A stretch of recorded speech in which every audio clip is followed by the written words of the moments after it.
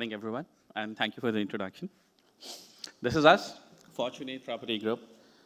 We have been doing this business since 6 years in Australia, and we've got 4 verticals: resi sales, which is like resale of a property, and then buyer agency. This is something to do with SMSF investment. Property management, like if you get a property, you have to get it managed by somebody. It's like a legal process which you have to follow. And off the plan, which most of the people like foreign investors, they have to do that because they cannot buy which is something established.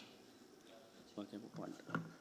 We work across different states: NSW, Queensland, Victoria, ACT, South Australia, and Western Australia. It's a bit of a long presentation. I'll go through quickly. The properties in which a foreign investor can invest are house and land packages, townhouses, and apartments. They cannot invest in land, they cannot invest in ready-to-move-in property. Why invest in Australia? Strong and stable economy. Real estate market growth is tremendous. Practically, we have a growth of around 20% annual since the past 5 years, which is massive. Attractive rental yields, 4 to 6% is the rental yield in Australia, and I'm talking about a house. Education and lifestyle benefits, places like Melbourne, Sydney, Queensland, really, really good places to invest in. A lot of tourism, education, and mining. They are the backbones of Australian economy. Diversification of wealth, very important thing. In Australia, there is no pathway to residency through property investment. So this is only pure investment if you really want to grow your wealth. Second thing, this is structured through the government. Anybody who wants to invest in Australia has to go through a process of Foreign Investment Review Board, which is the initial step if you want to enter into the Australian market. There's a fee to it. We can discuss this in detail. This is the presentation. If anybody wants this presentation, please feel free to come to our booth and we'll be able to send you all these details. Strong Indian community. There are now more than 1 million people, Indians in Australia, and they're doing really, really good, respected a lot. Pathway to future opportunities. Owning an asset in Australia does help you, like in terms of business visa or education plans, but it does not guarantee a PR pathway. Where to invest in Australia? The biggest question, because now you're looking for growth and rental returns. This is Australia, 2.3 times bigger than the Indian land, but only 27 million people live in Australia. You see all these states, there are practically 6 states in Australia, and it is all being, everybody lives almost around the coast. To start from Brisbane, where the Olympics are coming in 2032, Sydney, great place, Opera House. Then we have Melbourne, Adelaide, and Perth. These are the states, these are the cities where most of the people would invest. This is something I'll run through a little bit quickly. Why to invest in different states? This is something about NSW. Close to around $110 billion of investment is being planned over the next 10 years. So much of investment coming into the state, it is bound to grow. And the average price point in Sydney is now close to 2 mil. Different places, like they're getting up the light rail, they're getting the metro done, new airport is coming up in Sydney. This is like the areas near the Sydney, like Greater Sydney, Newcastle, and Wollongong. Now, because the houses are too costly in Sydney, people are moving to different regional areas as well. Queensland, one of the top performers in Australia. The growth is more than 20% since the past 5 years. I'm talking about capital appreciation of the property. So here, the Olympics are coming in 2032. The government is investing a lot of money in there, because it's like a new venture between Southeast Queensland, that is Brisbane, Gold Coast, and Sunshine Coast.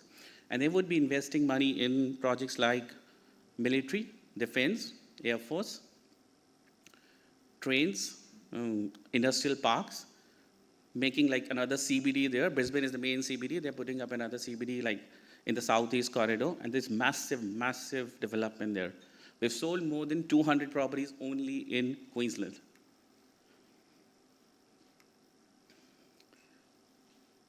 As I've already told, 2032 Olympics. Key hotspots: Brisbane, Logan, Ipswich, Toowoomba, Sunshine Coast, Townsville.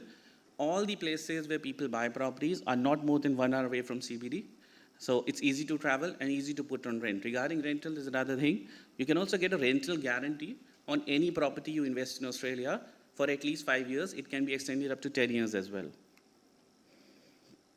Western Australia, another great hotspot to invest. Here the government has recently, like 3 weeks ago, invested close to like $20 billion for the development of shipyard manufacturing, like it is the naval shipyard manufacturing. And also they have a project which is worth $350 billion, which is called AUKUS, between Australia, US and UK. There's a partnership, and they would be making nuclear submarine there. So a lot of workers from abroad and a lot of development is happening in that place.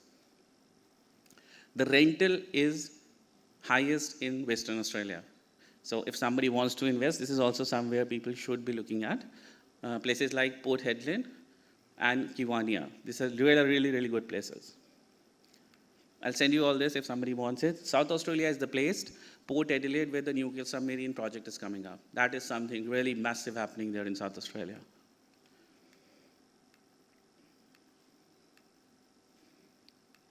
Victoria, Melbourne, a lot of students go there to study. Great city. And like the infrastructure is really good, expanding a lot, and the properties are a bit cheaper at the moment. If somebody wants to enter into the market and they do not want to spend that much, this is the place to be. You can easily get a house for like say around $700,000 in Victoria, in good places near the airport and all. So the price ticket is like around, let's say INR, it would be 3.5 crores.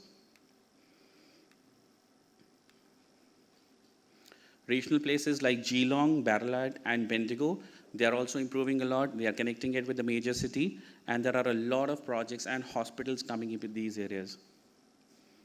Tasmania, another new spot coming up to invest. It's like just beginning of it, and a lot of people are entering into the market because it's going to grow.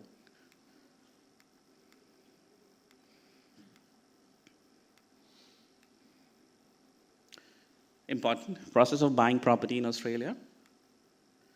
To begin with, foreign resident can generally buy new dwellings, that is an apartment, townhouse, or independent house, in which nobody should have lived in.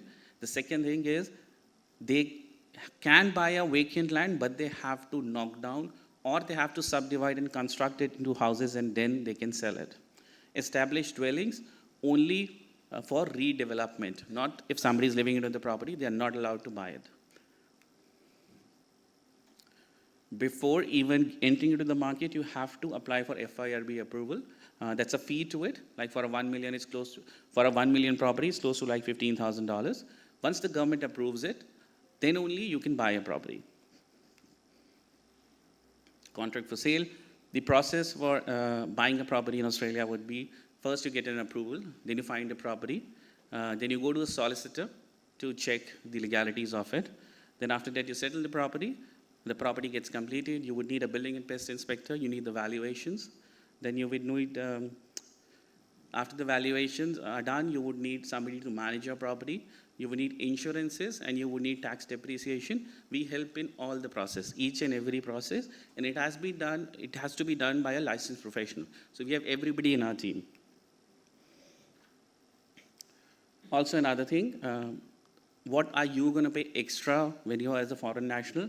15,000 is the initial fee, and then you have to pay a surcharge of 8%, around 8% on the land stamp duty. So that's what you're going to pay. And how to apply for FIRB? Like there's a whole process, like that's the review board. You can go to the website, you can do yourselves, or we can connect you to a solicitor who would be able to help you. The charges are very minimal. So these are the documents you would require: personal details, property details, contract details, entity, like, and we can also connect you to an accountant if you want to know something about the taxation part of it. These are the fees. If you're buying a property from 1 to 1 million, 14,000 plus GST, that's the fee. It comes out to be like close to around $15,000. And most of the good properties would be in that price only if you're looking to invest. But if somebody wants to do development and go deep into it, then you can apply accordingly. Assessment process. Type of properties, again, it has to be new. Once the FIRB decision comes in, you have to buy a property within 12 months of it. So if you've got an approval, you have to buy a property. Otherwise, it gets wasted, you again have to reapply for it. That's it. This is from my side. Any questions? Anybody has any? Yes, please.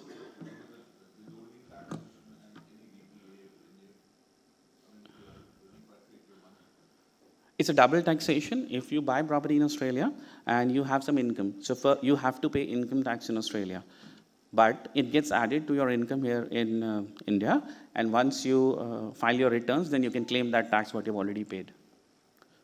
But it generally happens, like suppose if the property is going and you're selling, it only happens in case of when you've sold the property.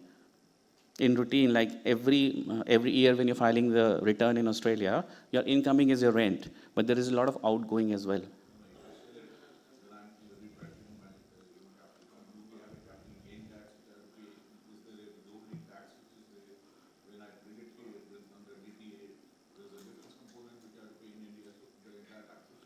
You have to pay tax in Australia, the CGT. That is, if you sell the property after 1 year, then you pay 50% tax on 50% of the gain. Like suppose selling price less the costing price, suppose it comes out to be, let's say, 1 million. So you pay tax only on 500,000.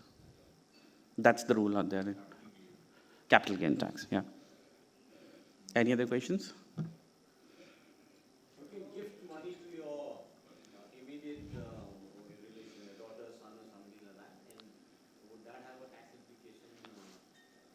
I think when we had a discussion, you can pay money to them in the Indian bank account, and then they can transfer the money to their Australian bank account.